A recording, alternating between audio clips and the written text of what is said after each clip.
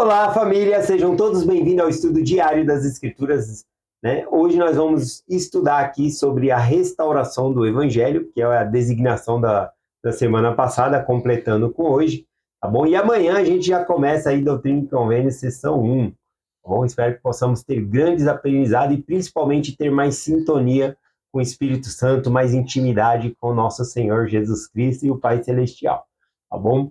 Então vamos lá para o estudo de hoje.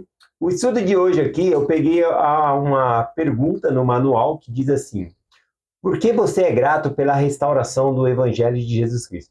Sempre, né, o presidente Nelson ele faz algumas perguntas bem intuitivas para que nós possamos pensar. Certa vez ele perguntou, né, como seria a nossa vida sem o livro de Mórmon. Né? Eu mergulhei quando eu estava na missão, né, pensando naquele momento, como seria difícil, né, pregar o Evangelho para as pessoas se elas não tivessem algo palpável como o livro de Mórmon e algo espiritual também como o livro de Mórmon, na qual elas pudessem se ancorar, perguntar a Deus que essa é a igreja de Cristo.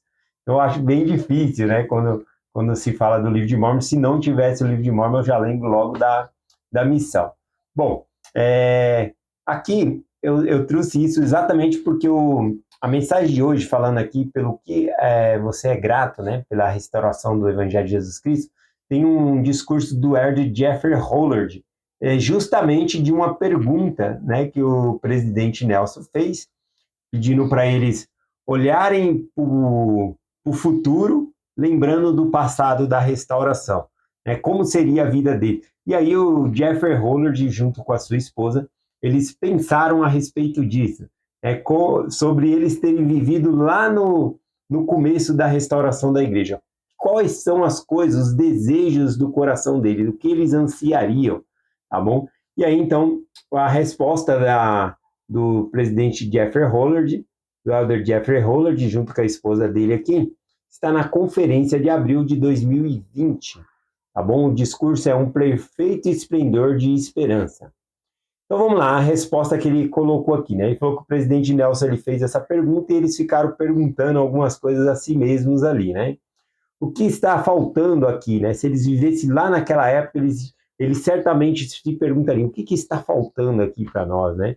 O que pode tirar o nosso anseio a obter as respostas das coisas que nós queremos?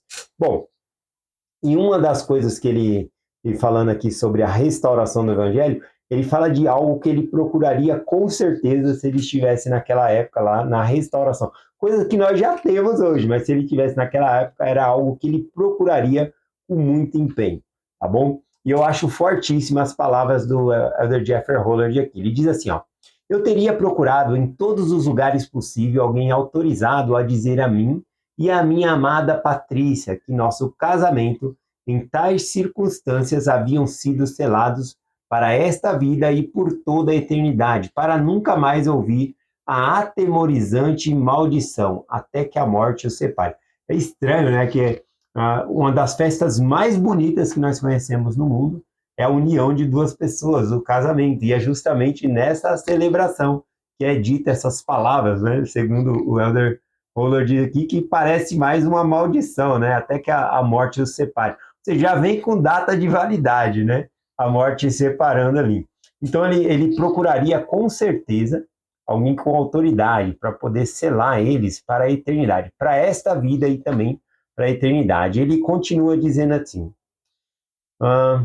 pois sei que na casa de nosso pai há muitas moradas, mas pessoalmente falando, se eu fosse um desses afortunados a herdar uma delas, ou seja, herdar uma das moradas do Pai Celestial, para mim ela não passaria de um deteriorado barraco, se Patrícia e nossos filhos não estivessem comigo para desfrutar nossa herança.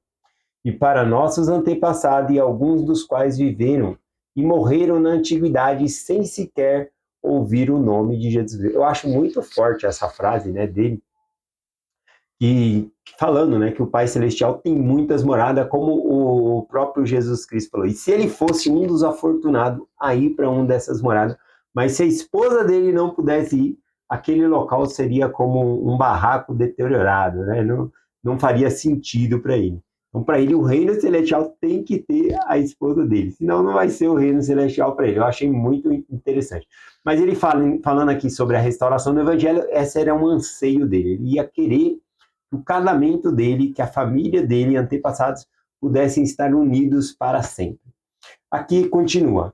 Irmãos e irmãs, sabemos quais foram algumas das deficiências religiosas no início do século XIX. Ele está falando da época em que Joseph Smith se sentiu confuso a respeito de várias religiões e pergunta, né? Ele vai fazer uma oração e pergunta a Deus onde ele deve se unir, como ele poderia ser salvo. E então a gente conhece o restante da história. Mas ele está falando da deficiência, né, naquela época das religiões. Hoje em dia temos um conhecimento mais acadêmico, um conhecimento melhor por conta de estudos, né, da cultura. Mas mesmo assim, naquela época, havia muita deficiência, né, sobre a compreensão das escrituras. Hoje em dia também, que é o que ele vai mencionar. Mas o que ele está querendo colocar aqui, além da deficiência naquela época, ele coloca também da nossa época. Ó. Além disso, estamos cientes de algumas imperfeições religiosas atuais, que ainda fazem com que a fome de algumas pessoas não sejam sanadas e suas esperanças não sejam concretizadas. Ele está falando de fome e sede da palavra de Deus, né? Ele está falando que até hoje em dia, muitas denominações não conseguem saciar a fome do entendimento de quem é Deus, do que nós estamos fazendo aqui, para onde nós vamos depois dessa vida. Então, muitas dessas religiões têm essa dificuldade ainda de explicar. E aí ele continua dizendo aqui, ó, sabemos que muitos desses descontentamentos estão levando algumas pessoas para longe dos tradicionais instituições eclesiásticas, ou seja, para fora das igrejas. Muitas pessoas deixam de procurar a igreja por conta das respostas superficiais que há nelas, tá bom? O que ele diz aqui, ó. Também estamos cientes de como escreveu um frustrasto escritor, de que muitos líderes religiosos de nossos dias parecem estar desinformados ao abordarem esse tipo de declínio, oferecendo como resposta um ralo mingau de deísmo terapêutico, um ativismo simbólico barato, uma heresia cuidadosamente elaborada, ou às vezes nada mais do que tolices poucas inspiradoras. Tudo isso em uma época em que o mundo precisa muito mais de nossas gerações, merece muito mais do que temos o conhecimento, que durante a vida de Jesus Cristo, ele ofereceu muito mais.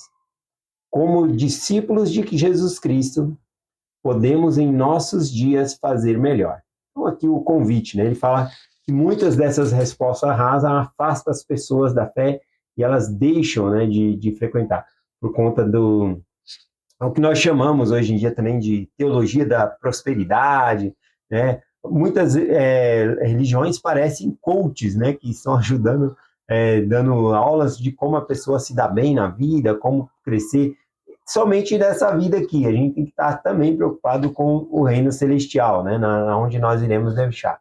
E ele finaliza com o testemunho dele aqui, ó. Temos diversos motivos para ter as esperanças e as bênçãos bênçãos ainda maiores do que já recebemos.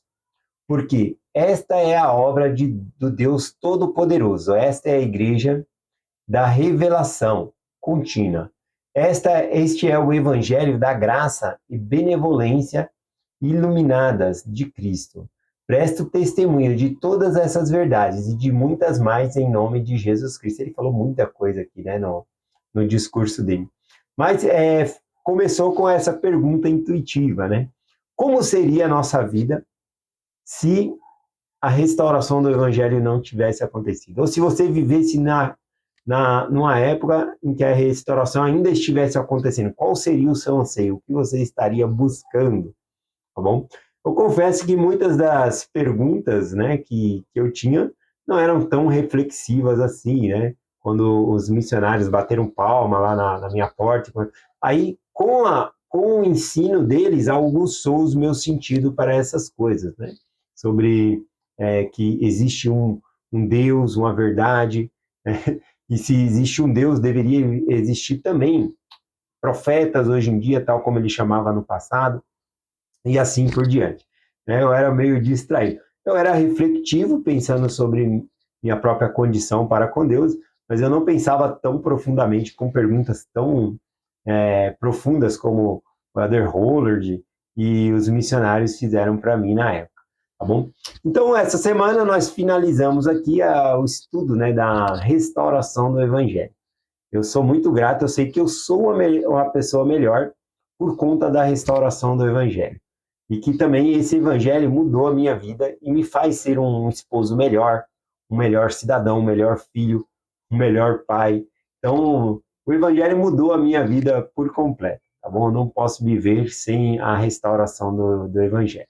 É essa mensagem que eu compartilho com vocês, em nome de Jesus Cristo. Amém. Até amanhã.